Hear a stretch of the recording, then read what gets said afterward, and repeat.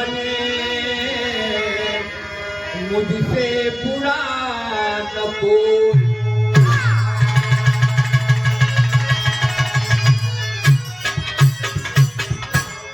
अच्छा भजन का गीत छो मास्टर एक लाइन कैसे अरे पातारा हीरा मजी के अरे भाई पातारा हीरा मजी के अरे हाई पातर का हीरा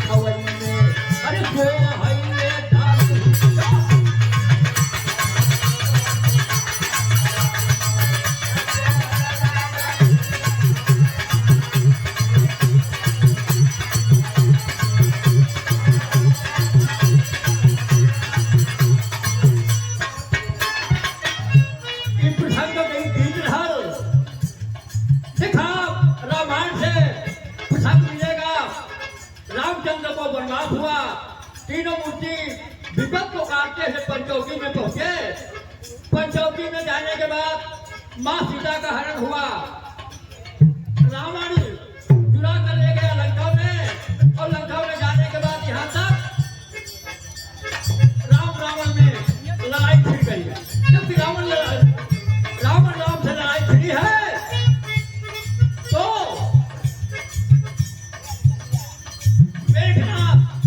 इधर से मेघनाथ और लक्ष्मण जी दोनों तैयार हैं। इसी बीच में भैल का मास्टर सतती बान लागल जाबा सतती बान लागल जाबा लक्ष्मण के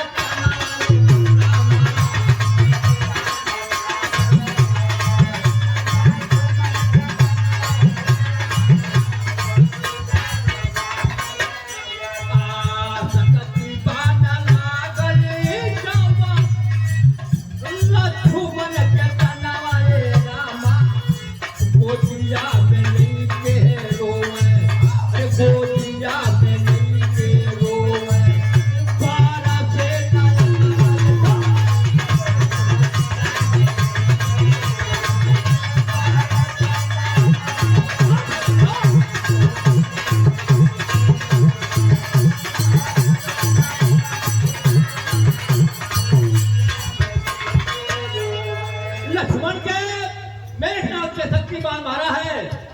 लक्ष्मण जी धाराशाही हवन जाके राम से खबर कहले हुआ राम जी आए हुआ राम से जी गोद में लेकर बैठल हवन लक्ष्मण जी के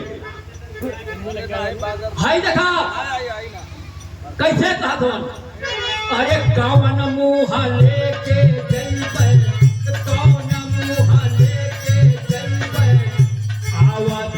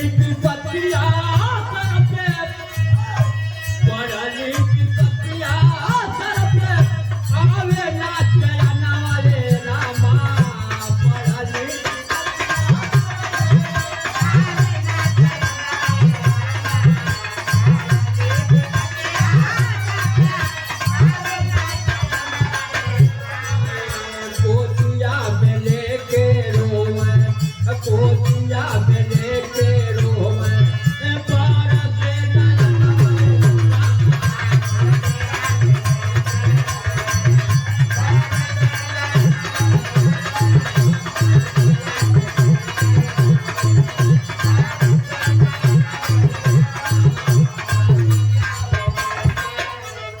रामचंद्र जी यही बात सोचते हैं।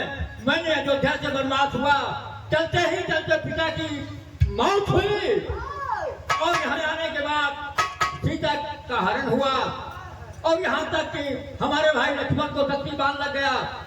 इसके बाद क्या हुआ, अरे सीता मराना भइल, अरे सीता मराना भइल, सिया कह हराना सीता मराना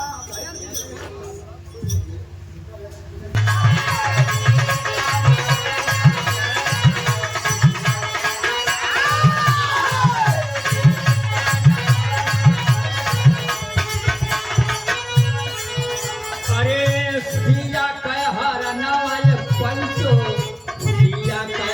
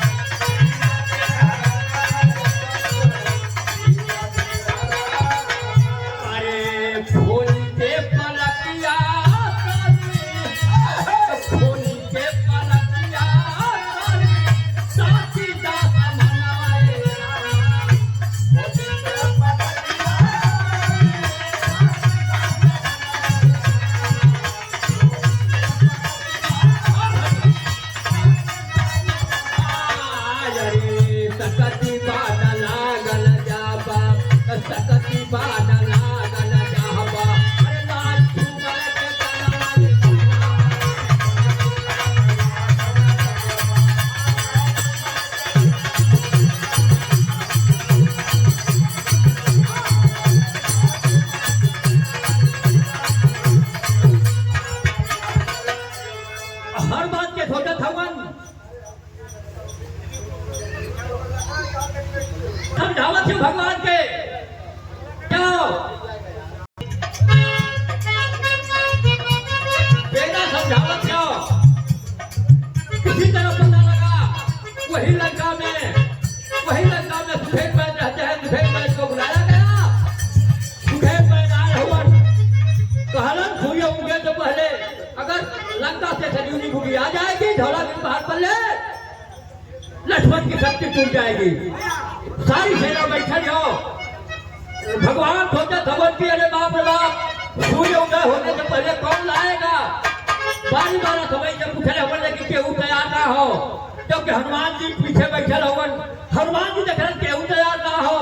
हनुमान जी आधा दवा उठौले होवन, आधा हाथ उठौले होवन। भगवान की नजर पड़ी, देख रहे हैं कि हनुमान जी आधा हाथ उठौले होवन। श्री रामचंद्र जी कहने हनुमान जी खड़े हो जाओ, क्या तुम इस कार्य को कर सकते हो। हनुमान जी खड़ा भैया कहलन कि भगवान अगर आपकी मर्जी हुई, अब अगर आप आज चले हनुमान धवला, चले हनुमान धवला, अरे बुला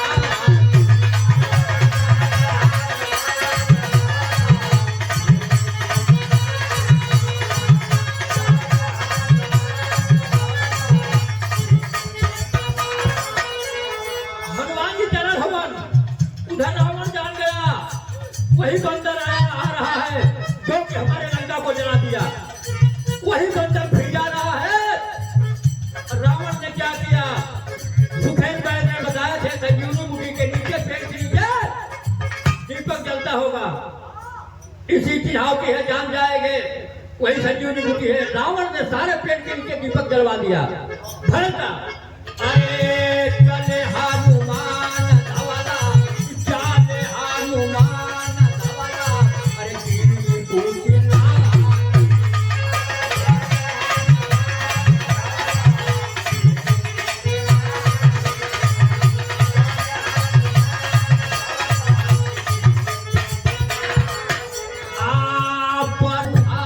चलल है, पार्वत मुखार चलल है, भैया बता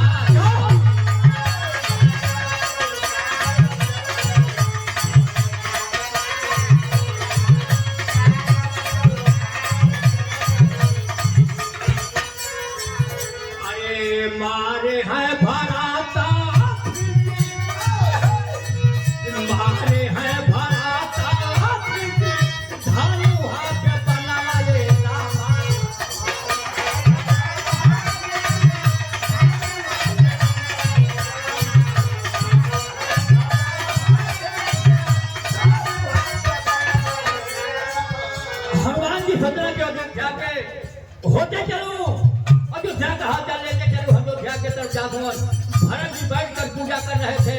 देख रहे कोई राक्षस धनुष आसमान से जा रहा है।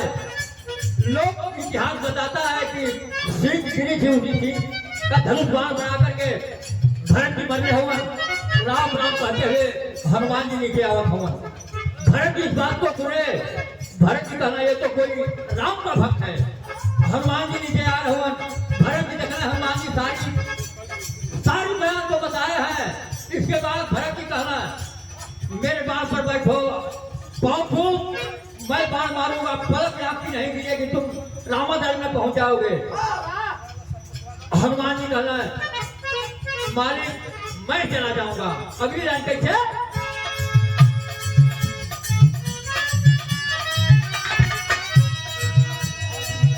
अरे गिरे हैं भराता, गिरे हैं भराता, राम रटाए।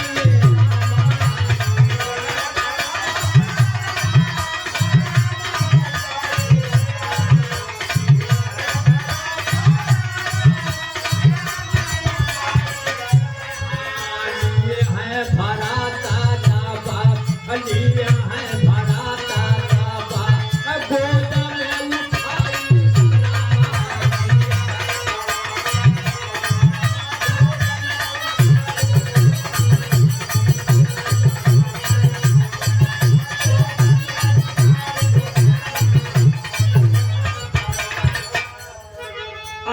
आज्ञा नाने के पर हनुमान जी रामादल में आ गए। हवन रामादल में आए हुआ सुखेगी संजीवनी मुझे पीस के उड़े हवन। लक्ष्मण की शक्ति दूर हुई। आखिरी बात